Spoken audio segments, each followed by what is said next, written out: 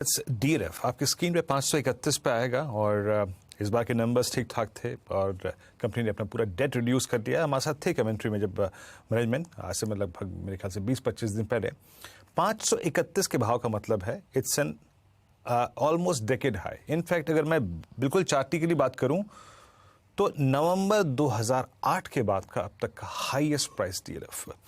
मानस इस पे कोई ऑप्शन लें क्या, क्योंकि अगर मैं सिर्फ 31 मार्च 2023 से अब तक का प्राइस देखूं और आज के प्राइस को कैलकुलेट करूं तो it's a typical flag breakout. क्या इसको 530 की कॉल के साथ खेलना चाहिए, क्योंकि ये इस दौर की अनचार्टेड टेरिटरी में है अभी? वीरेंद्र जी, मैंने इसको शॉर्टलिस्ट किया हुआ था एक्चुअली 2:30 बजे के एक अगर कोई रिकमेंडेशन देना होता तो यहाँ पर एक फ्रेश ब्रेकआउट देखने को मिला है। ट्रेंड पहले से पॉजिटिव था। एक कल का कंसोलिडेशन के बाद आज एक फ्रेश ब्रेकआउट देखने को मिला है, तो अभी भी खरीदारी करने के मौके दिखते हैं। 517 के स्टॉप लॉस से 517 के स्टॉप लॉस से एक पोजीशन ट्रेड लीजिए जहां 550 तक के टारगेट्स पॉसिबल 550 तक के टारगेट्स पॉसिबल हैं। और 430 वाला कॉल ऑप्शन बिल्कुल सही आपने कहा, 430 वाला कॉल ऑप्शन जो 15 रुपए पे ट्रेड हो रहा है, वहां पर हम 9 रुपए के स्टॉप लॉस से खरीदारी कर सकते हैं और 25 रुपए के टारगेट सेट कर सकते हैं इस ऑप्शन में भी। जैम ये थोड़ा सा आज दही हांडी के चक्कर में मानस जी की जबान जो है वो फिसल गई है।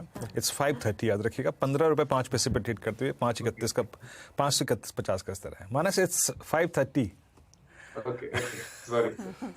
ओके, लेकिन देखिए क्या रिएक्शन है स्टॉक में। टिक बाय टिक चार्ट लेके आइए एक बार DLF का 532। अनुज याद है आज से 20 रोज पहले सर हमारे साथ थे भी, बातचीत हम कर भी रहे थे, बड़े ऑप्टिमिस्टिक थे वो। मुंबई के मार्केट में एंटर कर रहे थे, दिल्ली का बिजनेस अच्छा कर रहा है, गुड़गांव में ये नोएडा में नए प्रोजेक्ट्स इनके अच्छा करता हुआ DLF।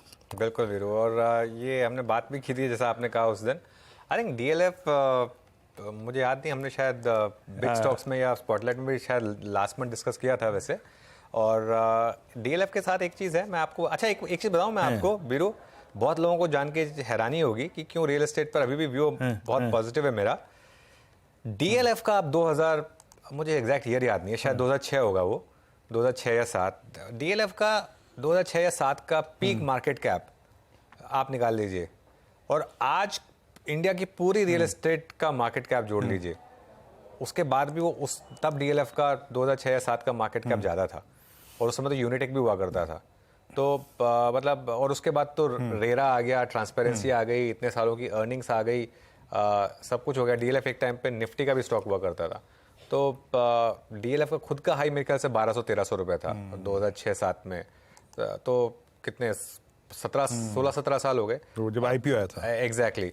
तो मुझे लग रहा है कि ये एक ट्रेंडिंग अपवर्ड स्पेस है यहाँ। मुझे लग रहा है आगे भी जाके आपको अच्छे रिटर्न्स मिलेंगे। सिर्फ DLF ही नहीं, बाकी सारे रियल एस्टेट स्टॉक्स ने अच्छा किया। Most of the real estate stocks 52 week high पर ही हैं या उसके आसपास ही हैं। बिल्कुल। अच्छा आशीष चतुर्मोता जी, आपका व्यू क्या है? आप लोग अपने PMS में क्या क्या होल्ड कर रहे हैं रियल एस्टेट में इस वक्त? DLF ने बहुत स्ट्रॉन्ग मूव दिया, and frankly speaking Obra realty at all time high. आप गोदरेज प्रॉपर्टीज को देखिए, पोस्ट कोविड जो डैमेज हुआ था, प्राइस डैमेज, वो थोड़ा रिकवर हुआ है। आप लोगों ने अपने पोर्टफोलियो में क्या क्या इंक्लूड किया हुआ है? आशीष चतुर्मोता जी। तो बिल्कुल मैं अनुज की बात से पूरी तरह से सहमत हूँ कि रियल एस्टेट की जो साइकिल है वो एक बहुत स्ट्रांग अपस्विंग में, और हमें ये देखना होगा कि आज से 3 साल पहले जब हम बात कर रहे थे तब जो इन्वेंट्री लेवल्स थे वो ऑलमोस्ट 3 साल के इन्वेंट्री लेवल पे हम खड़े थे, और आज यही इन्वेंट्री कहीं ना कहीं 14 से 15 महीने की मेट्रो सिटीज के अंदर में आ चुकी है। और सप्लाई जो है, जिसको हम कहते हैं कि न्यू लॉन्चेस जो है वो कंपैरेटिवली इतनी स्पीड से नहीं आ पाए, तो ये एक बहुत बड़ा डिमांड का पुश का फैक्टर बना। और कोविड ने तो फिर आप जानते हैं किस तरह से बड़े घर की एक एक एक कहीं ना कहीं रिक्वायरमेंट क्रिएट किया।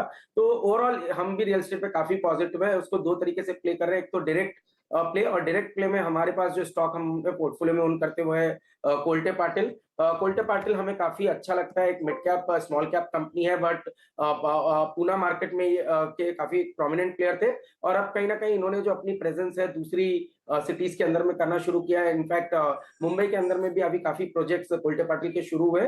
काफी बैलेंस इनकी एक हमें बैलेंस शीट नजर आती है, बहुत ज्यादा लीवरेज नहीं है, तो उस चक्कर में हमें लगता है कि ये एक स्टॉक है जो काफी प्रॉमिसिंग हमें लगता है। पर साथ ही साथ प्रॉक्सी प्लेज हम काफी करते हैं, जैसे कि आप देखेंगे पॉलीकैब या KEI जो है वायर्स एंड केबल सेगमेंट का, वो एक बहुत ही बड़ा प्रॉक्सी प्ले है रियल एस्टेट के लिए।